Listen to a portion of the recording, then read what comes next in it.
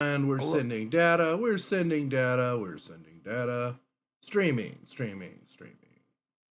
Data is sent, We're still and we're sending data. freaking, and we're live, dude. Hey, we're live everywhere.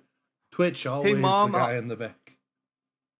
I'm on TV. I'm on TV. Well, welcome everybody to another episode of Titular Heads. Today's episode's exploring the influence of video games in movies. I'm of course Jason, and to my left is I'm John. John. So we're getting ready to go. Jameme's here on the double. She quick.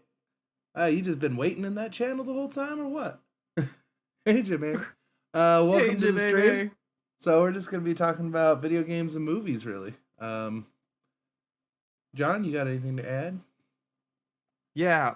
So we all know how both mediums actually interact. Has a symbiotic relationship between each other. Movies influences video games, and video games influences movies. So in this with this episode, what we're going to do is we're going to explore that, and we're going to talk about certain things that influences either mediums, but primarily how video games is now changing the shape of how movies are being made and how the storytelling is being influenced, for the lack of a better term. All right. Well, Jason, want to start off with certain um cases. What do you think about this? The whole. Let's talk about the whole movie industry in general, and then what you know about it so far, and then instances of how some of these specific video games or how these video games actually play a key role in some of the movies that we watch and stuff that we enjoy in the media. Well, I think it's mostly just it's the usual IP use, right? They're just using the Mm-hmm. IP to make more money because there's already a following. It's like easy math, right? You have a TV show, you make a movie because the TV show's already popular. You have comic books, you make a movie. It's already popular. You already know there's a chunk of people to watch the thing. Um, my main problem with probably most of it is the fact that they Mm-hmm. don't follow the source material when the source material is good. Like, it's understandable in some video games. You're basing something like the stupid Angry Birds game, right? I think we Mm-hmm. talked about Mm-hmm. that a little bit before. You brought it up. Yeah. It's dumb. There's no real backstory to Angry Birds. It's not like an in-depth story. It's like pigs attack, we're flying, we're throwing our dumb birds at them. But when you have games like Silent Hill and they make a movie off of it, or Resident Yeah. Evil, these games that are really heavy with story in them, characters, and then you'd kind of throw that out the window. It's a crying shame. And it's kind of a Mm-hmm. crap on the people you're trying to profit off of. Like, Right. Right. And that's the interesting piece. Sorry, go ahead. no, that's my overview of how I kind of feel about video game movies. And it's interesting that you mentioned that, Jason, because that is genuinely the situation with how video game adaptations actually happens. It's usually a hit and miss.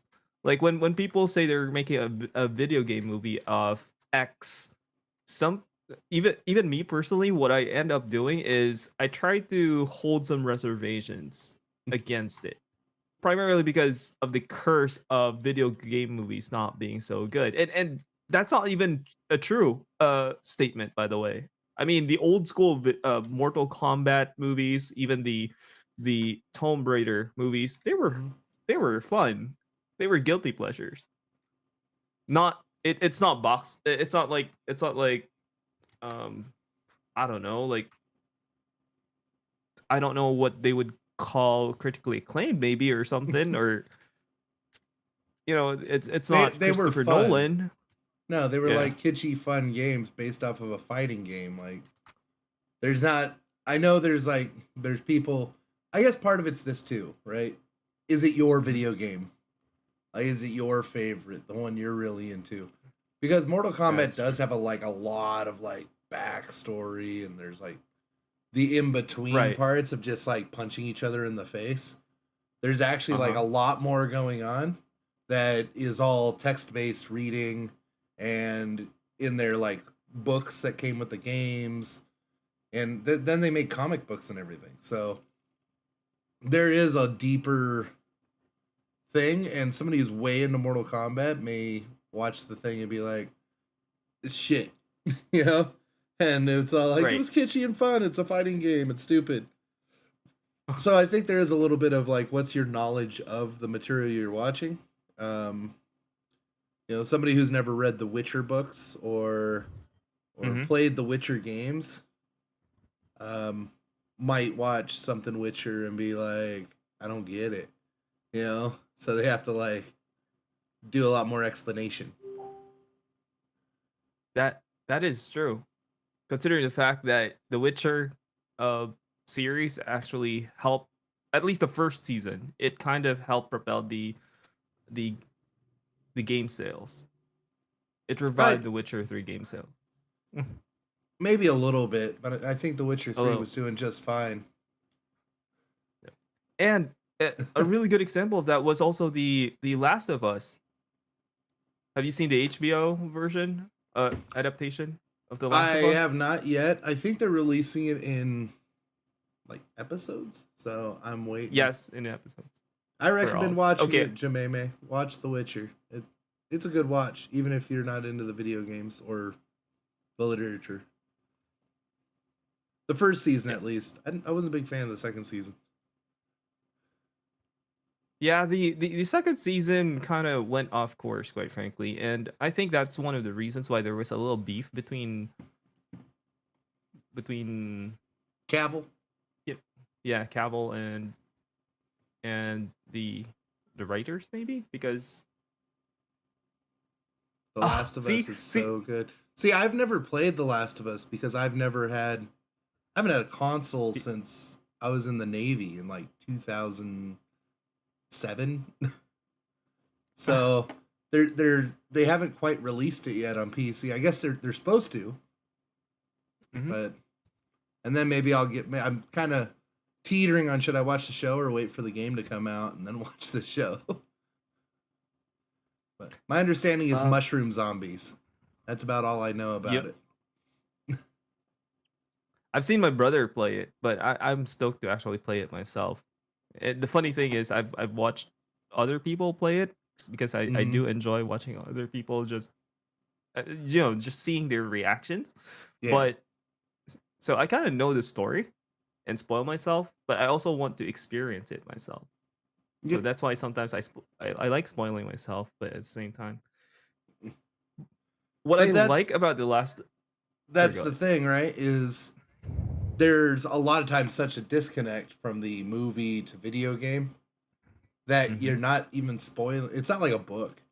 Like back in the day, right? You had to read a book for class or whatever, or there was a book. You know, you could watch the movie, but you might spoil the book, or you read the book and you're kind of spoiling the Yeah. movie, right? Hmm. And even that, sometimes source material got lost in the weeds. Basically, they're taking the title of a book and that's about it. Uh, Yeah. like the new uh, House of vampire Dragons. show Vampire. kind of does that. Uh, Interview with the Oh man, Vampire. They did like a series, and it's like I Anne I Rice's interview with the vampire, but in no way is it Anne Rice's interview with the vampire. Like they've I didn't totally know went this. off track, and it doesn't follow really anything from the book or even the older movie.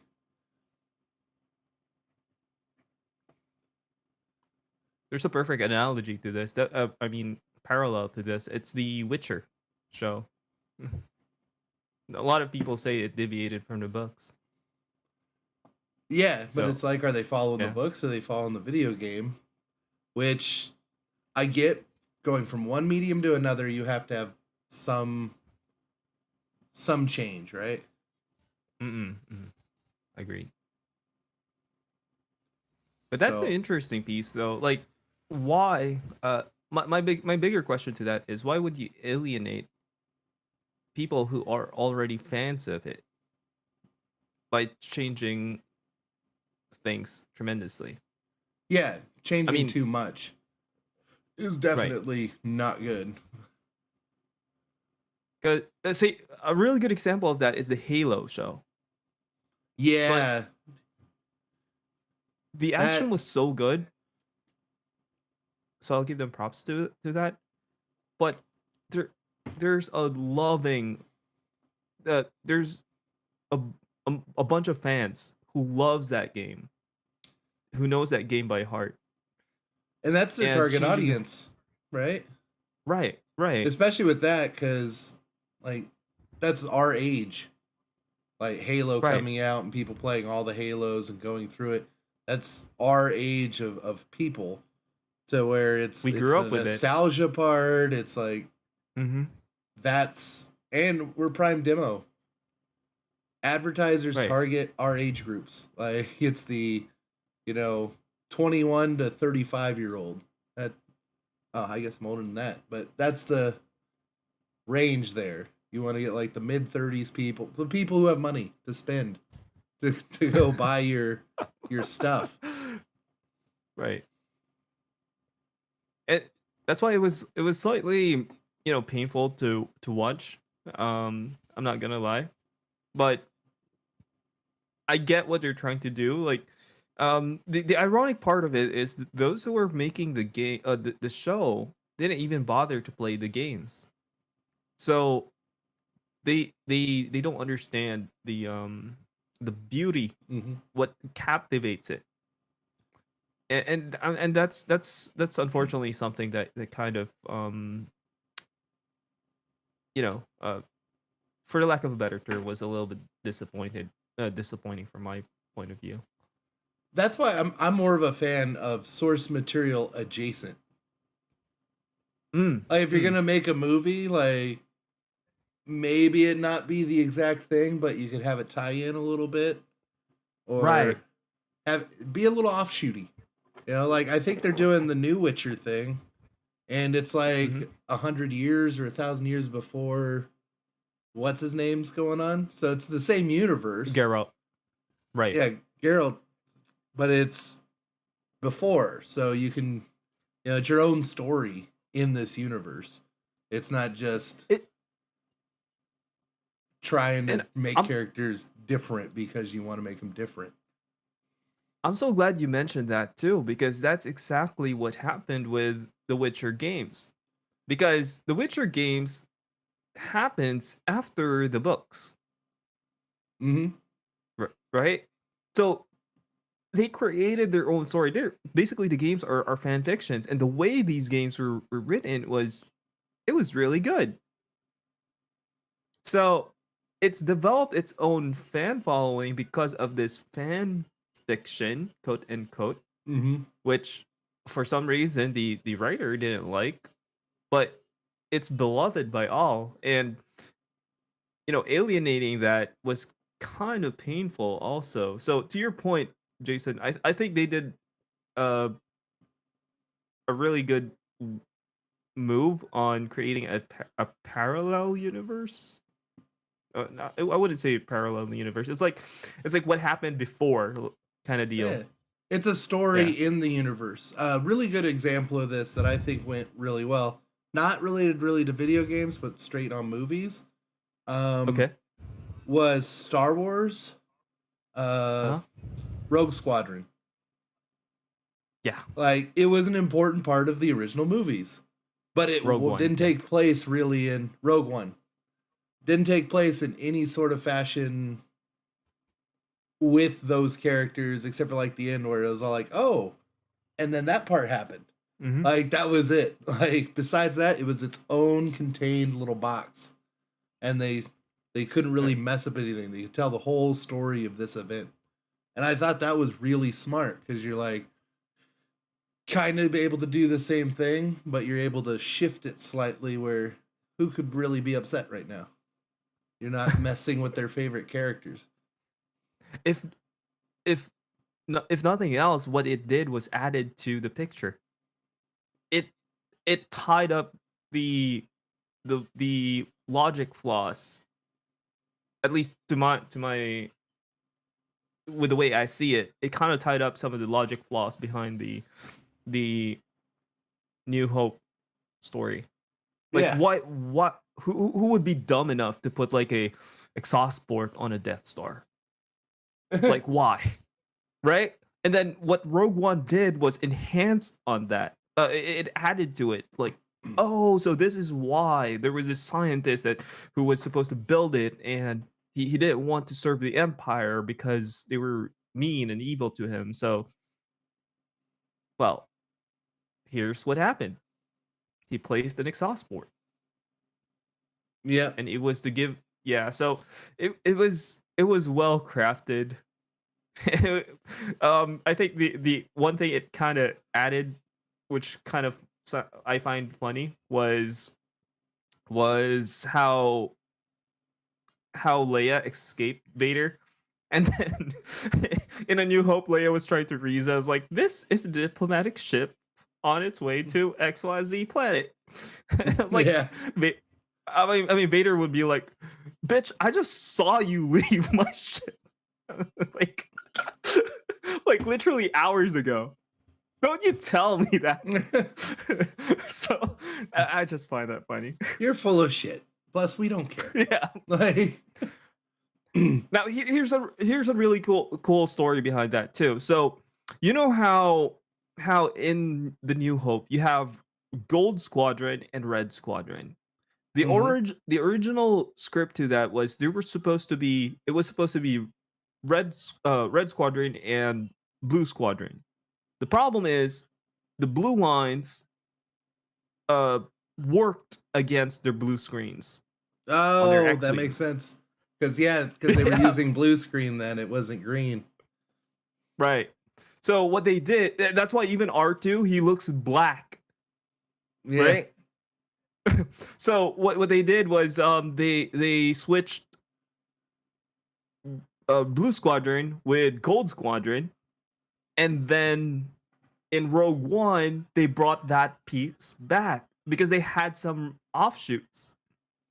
So So there's a good reasoning for a change then, right? yeah, exactly. Yeah. And going back to video games, there may be, you're trying to make a movie, but you can't Hmm. do the CGI for what happened in the video game to make it look Right. good, or you can't use a certain color because now we have better technology, but say it was a Right. situation like that, like what if a game came out first and it was Star Wars and it was Red Hmm. and Blue Squadron, then they go to make the movie and they're Hmm. like, oh crap, we can't do Blue Squadron, we'll Right. change it to gold. And then a bunch of people are like, it's Blue Squadron, damn it. It's like, well, we had limitations, man. But Right. I think that's kind of where you gotta be maybe transparent with your audience and be like, look, we wanted to do that scene, we Hmm. couldn't. I If we did that scene, this would not be PG-13. This would be an R-rated movie, and we can't sell that. That's probably a thing that happens a lot with, especially with video games. You can be much more violent in a Right. Right. video game than you can in a movie, That's and that is still true have though. your same reach. Yeah. Though I'm not gonna lie, I do like really gritty movies.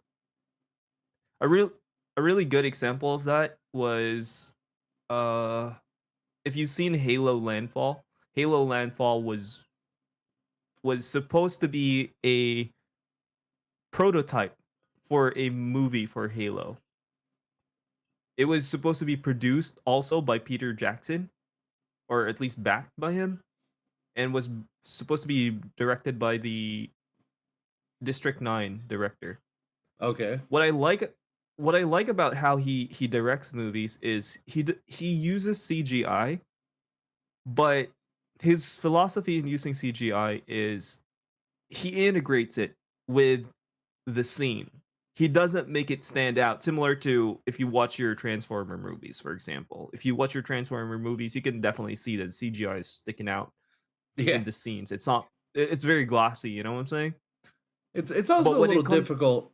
I mean, I yeah, think when you're depending on what you're CGIing, like if you're CGIing effects or background, it's a whole lot uh huh, easier than if you're CGIing like the main characters in hmm, a real world setting. yeah, It's really hard to make it look natural. right. But that's and the considering how when the first Transformer movies came out, right? Like that Hmm. was like 2008 or something, Yeah, or something like that.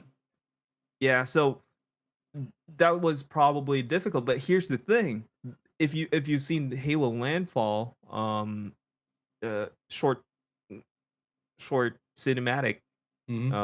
live action cinematic, it was almost about that time too. But it was so gritty and it was so, for lack of a better term, uh, the CGI doesn't stick out. Like it's very well crafted, and they relied heavily also on real, for like what do you call that? Like practical effects. There we go, practical effects, Yeah. and it sticks out. It's similar to how Rogue One does. The philosophy behind making Rogue One was let's use as much practical effects as possible because it lasts longer. It, similar to how Christopher Nolan also made Dunkirk. Yeah. More Eh, practical effect. I mean, I'm always if they can get more practical effects than anything, I'm down. Like yeah. really blow something up, really have a fire, it's like Mhm. it's better. Yep. But it's harder with those things, right? To control lighting and make it Uh-huh. look visually pleasing, I guess. Right. Um in a movie. So you got to kind And of that's adjust a little bit. But and when that's it's all one thing. CGI, it's easy. I think Mhm. the like complete cartoons or the complete Yeah. CGI versions, Uh-huh. they're usually looks wise. It's like, all right, I'm watching the video game, but it's a movie, and it Right. translates well. It's much harder to shift over to that live action. So a really good example of also CGI sticking out so much was the Phantom Menace. So if you look at the battle scene between the Gungans and the droids there, Yeah, it did not you, look good. you yeah, right? But I mean, it may not look good. Sure. But I still want to give props to and kudos to the people who behind that because that was what propelled CGI into the mainstream too. Like that was what they're trying to do. Like always innovate. How do they make it better? How do they make some changes? Like it didn't age well, cool, but I think George Lucas was kind of cool with that because he knows that he likes tweaking his stuff Hmm. in a way. I don't know. I don't think that really was like a catapulting effect into more CGI based stuff. I think it No. was probably slightly important, but I think like the first Avatar movie really showed Right. how well you could blend in CGI. But also, most of it's CGI. It's like the live actors are just in green screen rooms the entire time and everything else is CGI. So they're only blending in the Y- one thing, and that's the actors. Yeah. I think But that that it's that a was whole lot easier going that way that than the was other way. that was the that was the philosophy behind the making of the Phantom Menace. Because what I like, just watching George Lucas documentaries, he likes propelling or adding something new each time he creates a movie. So, say for example, that's how I think his company ILM was made through the Star Wars scenes because a lot of his vision, he needs the group to build his vision, and he likes pushing the envelope there. And that's what he was trying to do with the Phantom Menace. He was trying to add massive scale battles, but how do they do that? And that's where they started like working on the CGI stuff, etc., etc. In Attack of the Clones, again, CGI was so prominent. It was so Hmm. obvious too. But see, Um, some of that can be and- done in editing, and right. could look even cooler. Mm-hmm, Imagine if mm-hmm, they had built one of those like drop ships, that the right. arm comes out and like unfolds the droids. Like Uh huh. it's got the arm and it drops them. Like, what if they actually had built one of those and filmed it, and they could use that, kind of same thing, different lighting, of course, in different areas, Right. and edit those practical things in. I think it Yeah. just adds more weight. You can look and feel it more. Right. But But here's the I agree with you there because the making of those three movies, um, have you noticed that there's not much clone trooper armor lying around, unlike the original show or the original trilogy where it was you have stormtrooper armor going around being sold. yeah, because they Be- they a, had to make it. It had to actually be right, real. right. That ties into to our topic about keeping things practical. But stormtroopers, they were all purely CGI, and there's Mm. nothing wrong with pure CGI in movies for me, but it's to your point earlier, it why not try to add a little bit of practicality to it? The Yeah, and same way. Go ahead. well, they've made CGI. CGI is better now because one, Hmm. like Unreal 5, right? That's actually being used now for some production purposes. I was getting there. And that includes things like physics. So you could have Hmm. gravity acting upon the things, and Hmm. so it gives these things more weight instead of them being like basically a thing pasted on a screen. Not to mention lighting, and Yeah. this was well used in the Mandalorian show. Yep. They created I'm sure you've heard of this. They created this dome where people can act out of, and Hmm. it's like a really high res television or screen, I don't know. But around it is pretty much a world designed in Unreal Engine. And the beautiful thing about that is people can act out of the elements out of the game, Hmm. right? So I thought that was pretty cool because imagine having to work with green screen. It's very difficult because you have to make your own, you have to imagine things. Right. But this They time could actually see it. right, and they can react naturally to it now. So I thought that was kind of cool. No, I know definitely. It's I know Mandalorian is a show, but I mean that's how one way how games are now influencing our current movies. But yeah, be in the it's video game, right? I right, right. mean, It even becomes more CG acting now because we have virtual reality. They're right. when somebody's CG acting, they could have them in a big room with lots of space and put a Hmm. headset on them, like full body tracking, Right, motion, hands, everything, and they could move around the CGI space, not just wearing the suit right. behind a green screen and moving around. I'm also glad that you mentioned that because that's why CG movies, like pure CGI Mhm. movies, always has a special place in my heart. Reason behind that is number one, the characters are slightly consistent in look and feel, as opposed to a live action where you got to find a character who looks like that character, but they Yeah, age. any actor Humans, could play a character like when you're initially casting.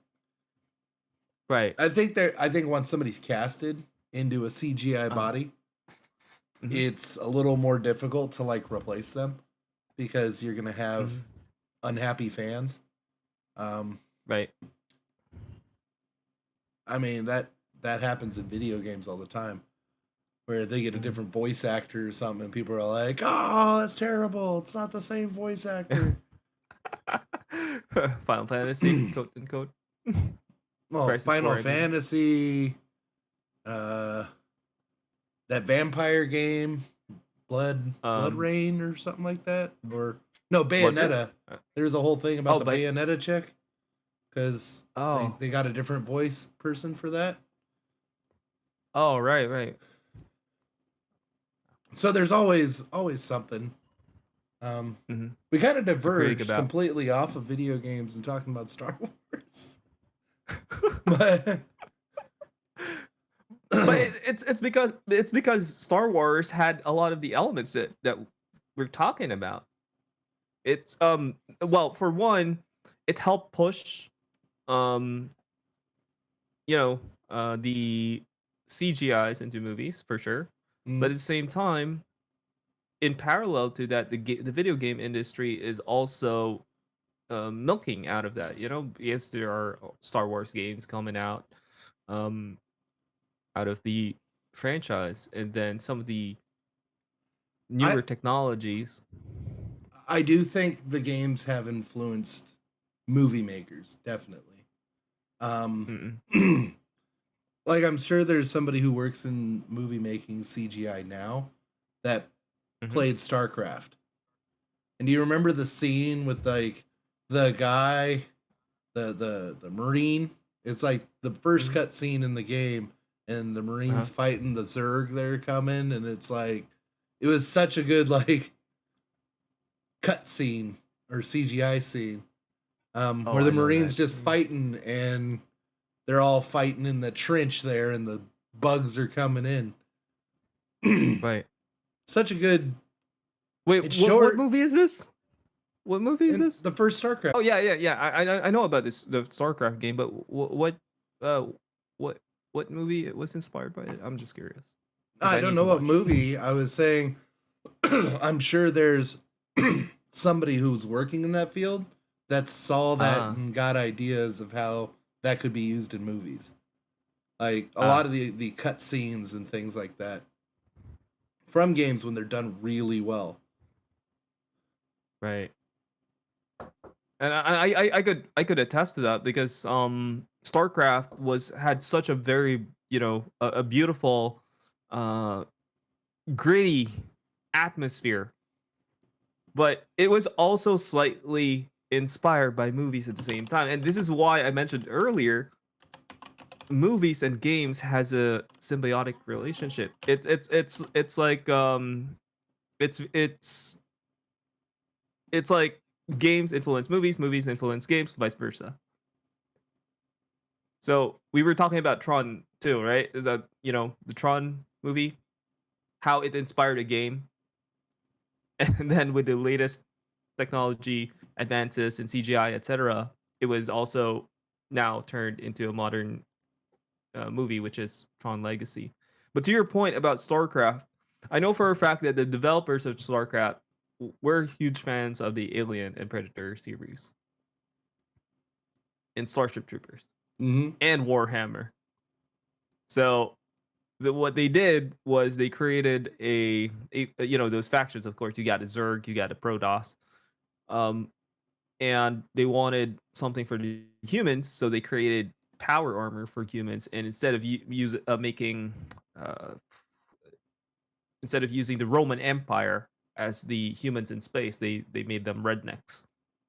So, which is kind of cool. I still find the southern accent really sexy, by the way. And so, so yeah, th- ever since then, I just love how StarCraft was, um, with all the with all its grittiness. What kind of started to felt stale for me was when StarCraft 2 came out. StarCraft 2 was kind of awesome because you literally lived the world of StarCraft. But Hmm. it became too colorful. it became too, It became heart too and too soul. wowy. Right, right, right. It was the the atmosphere of StarCraft 1 was so gritty, it was so dirty, you don't know what Zergs were up to. And you had a sense of mystery of them. You feared them. Same with the Protoss. And in StarCraft 2, you get to see how they are, but it was so, I don't know, cheese balls. But I still But like the like action scenes. the cut scenes and stuff were they Mm. were good. Oh yeah, hell yeah. Like it's early. I don't know Mhm. when StarCraft came out. Uh let me look. 1998, the original StarCraft. Really? Yeah, 1998, Yeah, 1997. 98. 98, yeah. Yeah, I remember. We bought the first CD-ROM when But just so it came out. I'm gonna switch it over to the thing in the video share, and Okay. like look, you see these cut scenes, they're so good. Hang on, 98. hang on. I don't see it. You should be able to see it Oh, on I'll the watch share it. screen. Yeah. I'll watch it on So this. we can add a little sound there. So like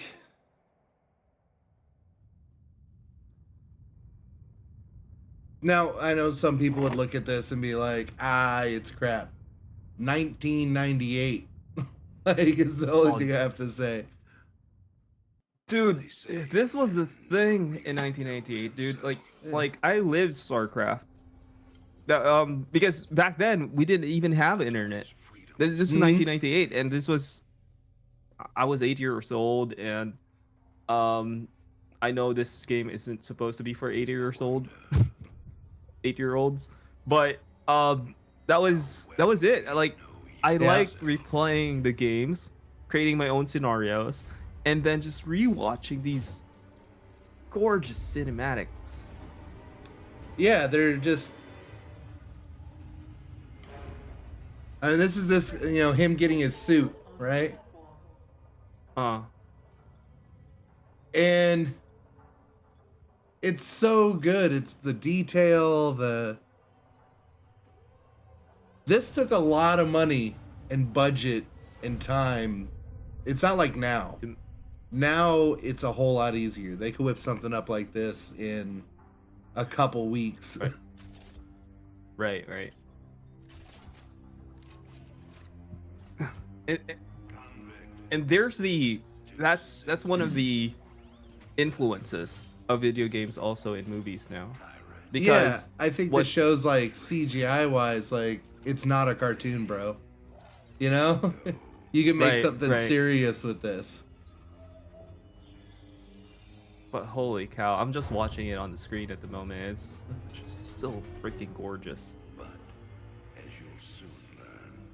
This And was, I'm I think, sure there's, movie makers something now that would see something like this and mhm. it was like, wow, that's really cool. How do I use this technology in my next movie? Like some game enthusiast movie maker. Right. So remember that thing we were talking about in our previous episode. We were talking about how there are ways to create movies now with mocap. Yep. Yeah, and then you just create the Unreal environment and you just get the assets. Mm-hmm. So to your point about making these things so much easier now because of the game elements in, let's say, Unreal, for example, that's one of the tools that you can use. Yeah. You can create scenes as gorgeous as this. I'm gonna do a shout out to Locher Films, by the way, because he does such a phenomenal job creating what Star Wars short movies, um, Halo. I'm a huge fan of Halo, by the way. So, so yeah, Halo movies, and all he does is just download some of those assets, improve them in Unreal, and then he does the motion acting out of those. Hire some friends to do some voiceovers, and you get beautiful CGI movies like this. Yep. But Holy cow! Look at that, man. And the fact of Can it you- was, what they could accomplish in 1998 without all those tools. They didn't have all the tools that they have now. Like, they had to create that, and creating the frames, the reflections. Like, the new Unreal, reflections are able to be created by Right. themselves. Oh, that's StarCraft But 2. that- Sorry, we're looking at StarCraft 2, even though I've been looking for StarCraft 1. Yeah. Okay. Let's pull up StarCraft 1. I would suggest you look for the cinematic that says the Battle of Amerigo. StarCraft 1. Battle of Amerigo. So cinematic. Gorgeous. Like it's very alien like.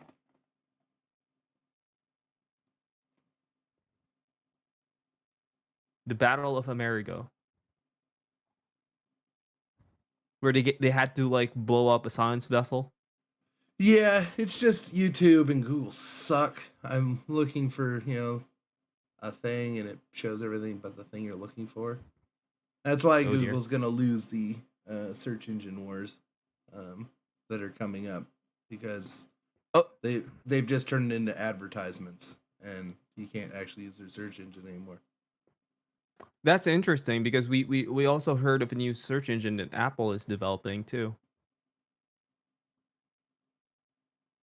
But I don't know if Apple is gonna have to do catch up.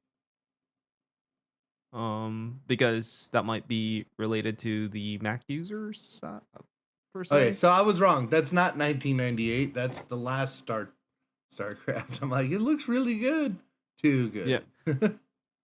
Yeah, when I saw it, it was like StarCraft. This is StarCraft 2, man. You StarCraft 2 could have is corrected me then.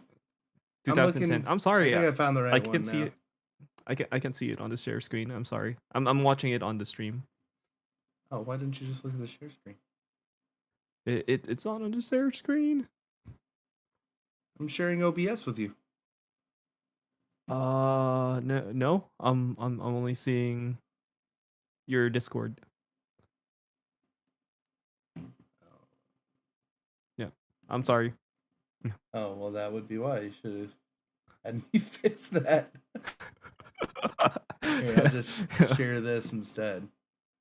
Yeah. All right, so I found the first one here. Yeah. Oh, and that froze everything. So 1 second while I unfreeze our cameras, because Discord is not very good. We'll probably have to move from Discord to something else, because Discord has issues. I got you, man.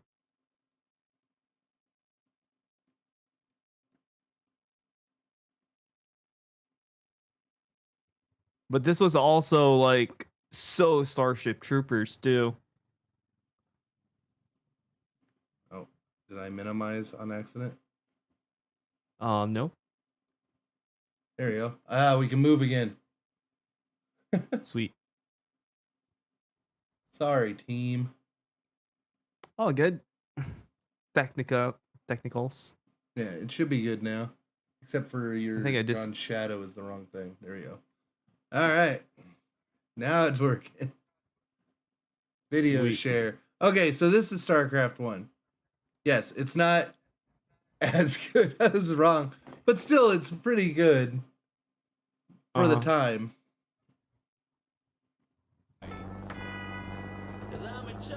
Dude, you know this alone feels so much more like an actual movie.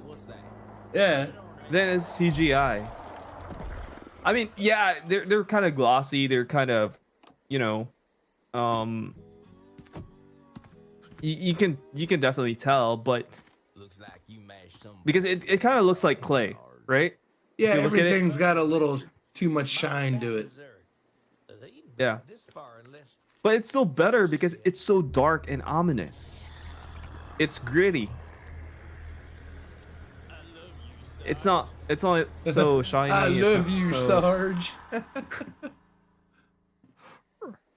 I crack up to that. But look at it's the ships that, and look at that. that those beautiful Scourge, just guardians, crabs in But space, I call them. people pull, you know, ideas from anything. So Mm-hmm. you have people playing video games, and there's lots of times there's cutscenes and stuff in video games, and I'm Right. sure there's been many a movie scene that looks very close to a cutscene from a video game. Um, a really good example of that is also Starship Troopers, because this era of cinematics is Mhm. very 90s, because the 90s was so in early 2000s it was very gritty. Oh yeah, And if you look,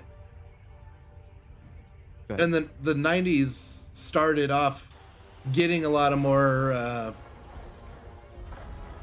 rendered animation styles like this. Like there was Mhm. a show where they're like characters inside of a computer. I think it Uh-huh. was called Reboot or something like that. And then there was Beast Wars, which was like Transformers that Yeah, were pure animals, and that CG. was completely CG. They oh man, that was the era, dude. Like, you had Starship Troopers, Roughnecks. Um, I don't know if you've seen that, but it was almost Yeah. it aired almost side by side with Beast Wars. Mm-hmm. And there was also, oh man, I forgot that it was a mech show. Um, and I can't remember the title of it, but they were pretty much mech. They were inside mechs, and they were, I think it was Rollerball or something. I don't know. We may not have had It's that like here. it's like no, it's American. It's an American show. There was also a CG version of Voltron. I remember. Huh. Yeah, but those were Saturday morning cartoons for us, man. I was like, those were some of the cartoons I've been watching. The cigarette still smoking in space with the floating bloody arm. That's Dude, awesome. we love talking about this in school. Like, in school, everybody was so gung ho militarist. It's like, yeah, Mm-hmm. would you want to? I want to sign up for the military kind of deal. Like, that was that was our mindsets back in the day. That's what propelled a lot of, because we grew up with a lot of strategy, right? I'm sure you too, strategy games, war games, and it was it was that. Yeah. I remembered me and my buds were like, we were role playing. All right, I'll be a Terra Marine and you'll be a Yeah. fire bat. It's like, and we were just in the I don't know, playground, and just playing with our uh water guns. Yeah. We've also had pellet guns. Yeah, go ahead. The original StarCraft had a lot of humor in their cutscenes, like the floating dismembered arm with the cigarette still lit. It's Right. That's definitely what made the Terrans so charming. because they were. It was like if the South, like we're gonna send Right. the Southerners out to fight the aliens, and that was like it. They're I don't know if that's what you call dry humor. Mm-hmm. Is that what it's called? Maybe. Dry humor is sarcastic, right? Is that what it is? Uh, kind of blunt. Jemima Oh, was a fan blunt, of blunt. the bloody arm flying through space, so that's why I had to say that. Yeah, because that's something that was fun about the show. I love you, Mm-hmm. Sarge. Yeah, I love Or you, Sarge. yeah. They get murdered. If you pull up the Battle for Amerigo, the Zerg cutscene, that was one of the best cutscenes for me. Battle of Amerigo. Amerigo. Cutscene. StarCraft.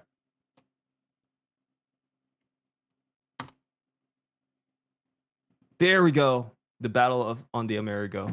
Amerigo is a science vessel.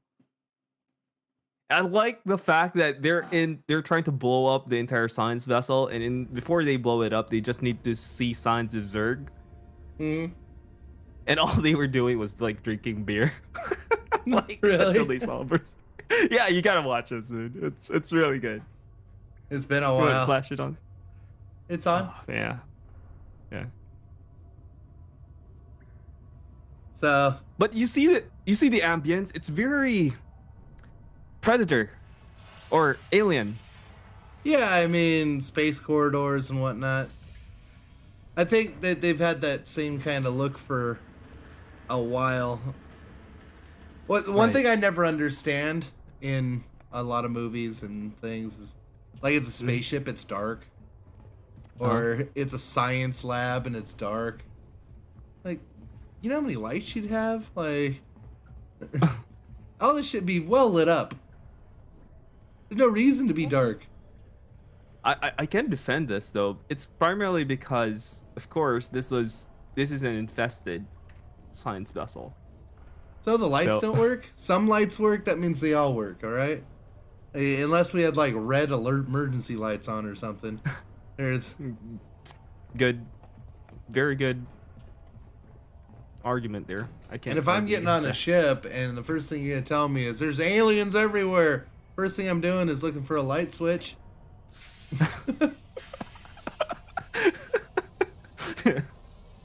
I think that's the smartest thing you can do. Like, I'm gonna die. The alien's gonna kill me if I can't see them.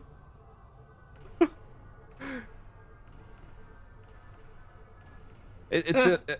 It's a I would bomb just play that. bomb and beer Yeah, you see the in humor. the ice chest. Yeah, I would just play dead. Jermaine said.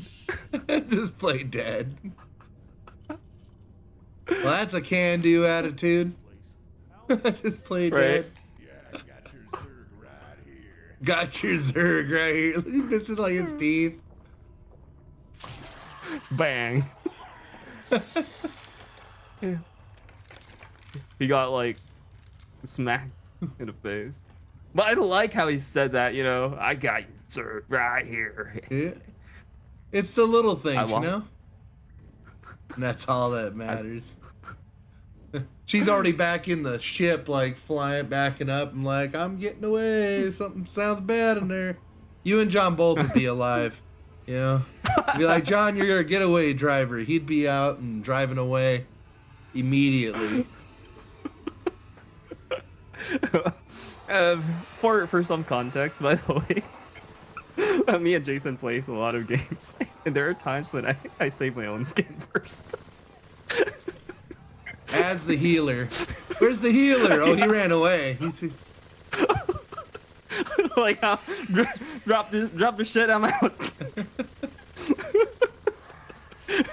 I love all the details of the armor, you know? Like, he's got his own Yeah, yeah. decals and stuff. Right. And go back to just talking about video games. They show this, and they show these Marines with this personalized armor. Like, they put marks Right. for their battles they've been in, the kills they have. That's something games have gotten better. Can we program that a little bit into our real-time strategy? Like, I've played ones where your guy levels up. Like, there's a Total Annihilation, Kingdoms, and Total Annihilation, the other one. Yeah.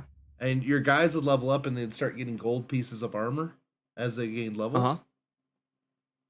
So, like, that would be really think that's- cool if, you know, they personalize. Like, not all your Marines look exactly the same. You look at them and they have little differences, like different stickers or something. I'm so glad you brought that up because that's also how I felt about the Marines in StarCraft 2. The Marines in StarCraft 2, they had almost similar armor, Mm. but you only get to know who is who because of the specialized sigil. But if you see the difference, you see the Marine armor here in this CGI cutscene. It looks so, I wouldn't say real, but it's basically a spacesuit just beefed up. That's what Yeah, it's feels been like. through some shit. Yeah. It looks like a beat up, beefed up spacesuit that's been through crap. It's got dings and dents and scratches, and you can see Right. like they spray painted their own logos on it. You know, like it's Right. they But if you personalize look it to at themselves. like check out StarCraft, StarCraft 2 Marines. And StarCraft 2 Marines are very, very um it's not as gritty and as personalized as you were saying. And that was I'm glad that you brought it up because that's something that I kind of realized, man, that was the charm of the old school days. Yeah. Like how that is. Another case that some movies also influence some video games is if you've played the Halo games, especially the first one, Combat Mhm. Evolved. There was a scene where the Marines were also talking while they were in a dropship, and that was in parallel to the Predator scene where they were just talking Yeah. before they were dropped into the scene. It was literally a carbon copy of the Predator scene. But going back to this topic, it's just how movies influence games and games influence movies. So, Yep. a really good connection to that was the Doom movie. I'm not sure if you've seen the Doom movie. Yeah, Have you? I've seen the Doom movie with the Rock. He's Yeah, The in it. Rock. Yeah. Yeah. No, that was a really It, good. It wasn't a great movie. mhm. But Doom is not thick with story, really. Okay, so Right. it's fine. Like it doesn't need to be. I liked that they did that little scene with Uh-huh. the First person. first person thing. They did that little thing, kind of as like a cool, first person view Yeah, it for was a that little nod. section. That was good. Uh-huh. But I don't like when they shift a little too much to try to explain things in some weird way to add depth. Like Mhm. simple story, portal to hell opened, demons come through. Like that's it. You didn't need to add this whole like there's the evil gene that if you're Mhm. a good person, it makes you Superman. If you're a bad person, it turns you into a monster. Like I thought that was Yeah. kind of stupid. Um, like they tried to add plot that didn't need to really be there.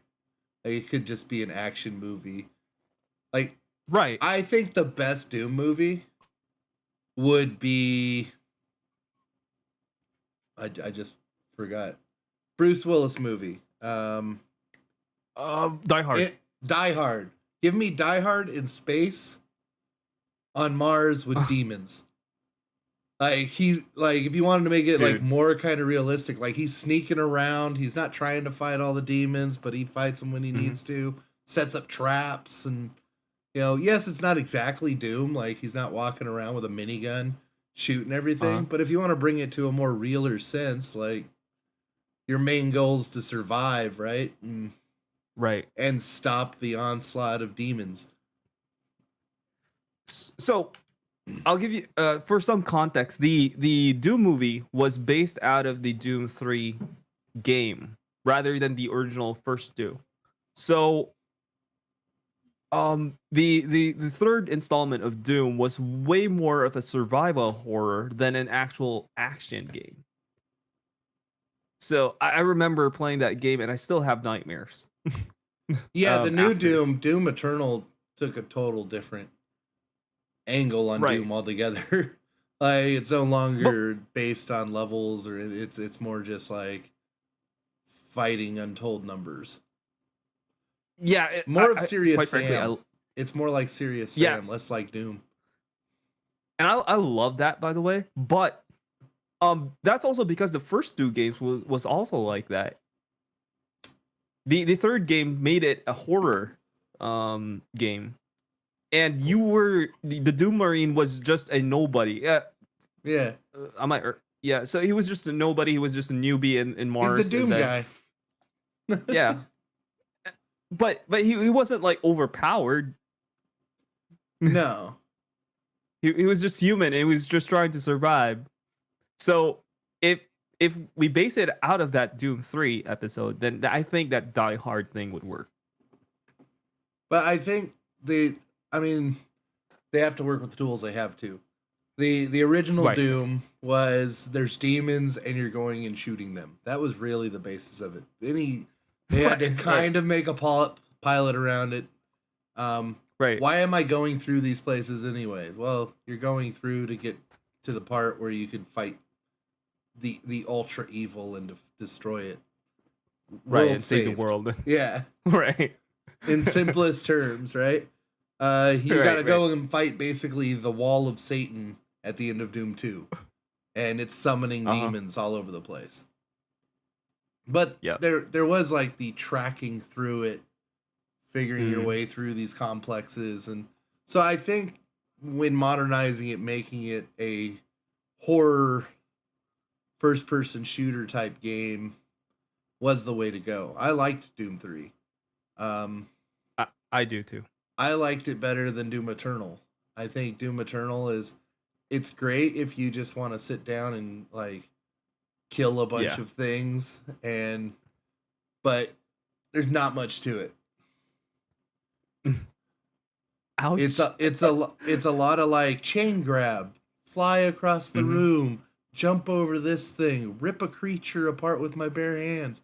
And it's like, well, I don't really feel worried or scared. I feel like OP and I'm the ultimate badass here.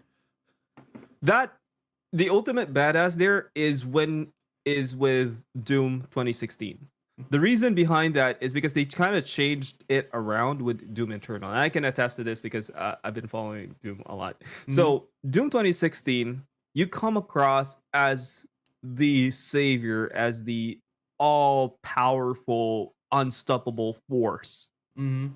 So you're pretty much OP in Doom 2016 already. But what I like about Doom 2016 was they combined the charm of the first two Doom games, and Doom 3's atmosphere. So there's still a little sense of horror in the aesthetic of 2016.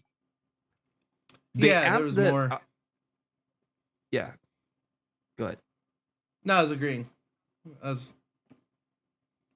Yeah, That's so in Eternal, what they did with Eternal was they amped that up and made it an arena shooter. Yeah. And what they did with Eternal is they made the monsters way more harder for you. So you have to earn yourself to becoming that badass. And that's where the charm of Eternal was for players who wants to build their skill. And quite frankly, that's where I also enjoyed Eternal because I was playing Eternal the wrong way. What they did with Eternal was they kind of limited your ammunition. It's no longer as unlimited as 2016 because they want you to focus on learning how to quick switch. Yeah, it's all about skills and whatnot and time trials. They basically it's more based on like, can you do it quick? Can you do it fast? Can you get through here? Are you going to use your ammo effectively? Are you going to use your chainsaw effectively to get ammo when you need it? All that kind of stuff. Right. And then, it's fine. It's a good game. It's just not, to me, that's just not my kind of game. Like, give me something I can get a little immersed in. Yeah. And Doom 3 was that, but it was too dark. That was the only really complaint to Doom 3. It was so dark, you couldn't even see the world that they created because it was so damn dark in that game. But I can defend that too.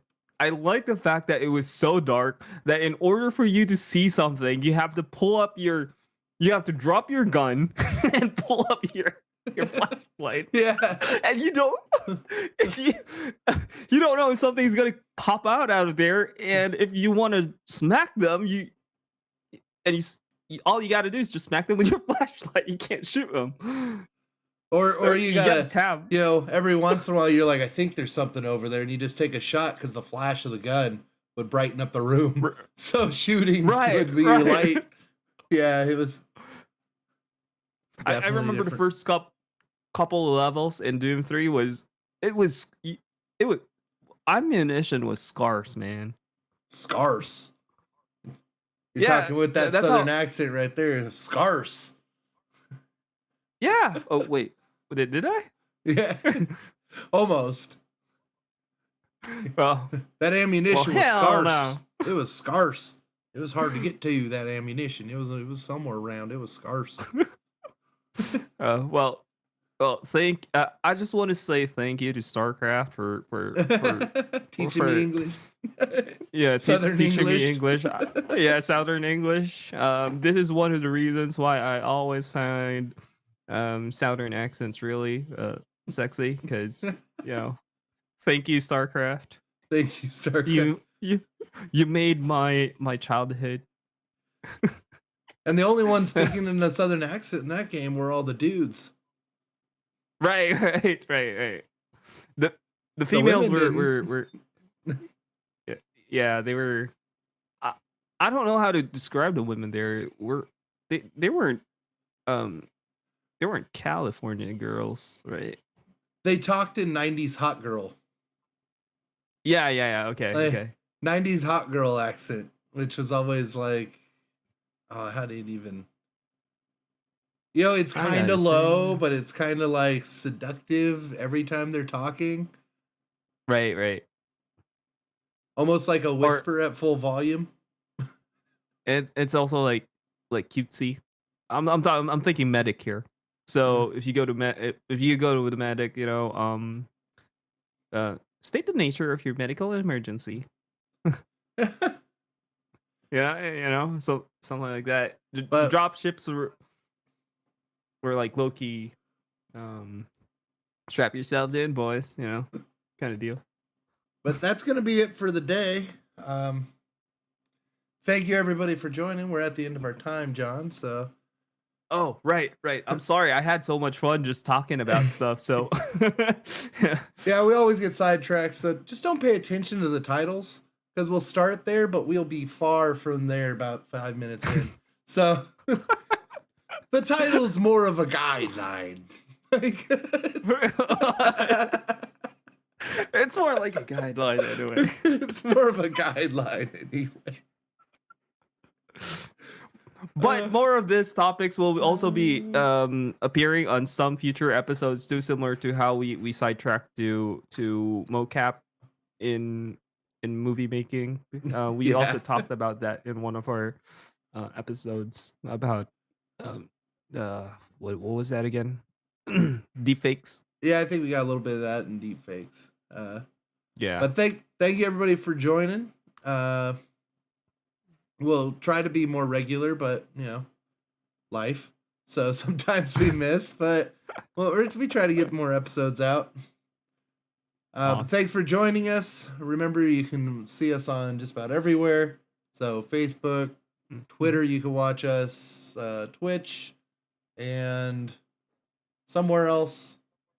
I think I labeled them all. Oh, YouTube. Yes, sir. And YouTube. YouTube, Twitch, Facebook. Yeah. We'd appreciate it if Twitter. you do watch us. Try to watch us on YouTube because we're trying to stack them watch hours over there. But thank you very much for everybody. People say the subscribe crap, but I think you guys know how that works. If you want to see us again, so thank you very much. Please subscribe.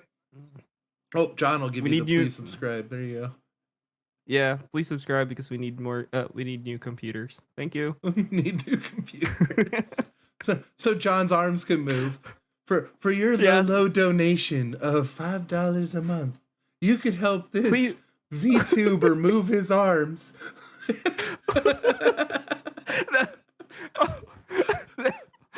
That is exactly the reason why. In the arms of an angel. No, start the sad music. Oh my god. All right, thank y'all for being here. We're out. Thank you guys. Catch you later. Good God, that was funny.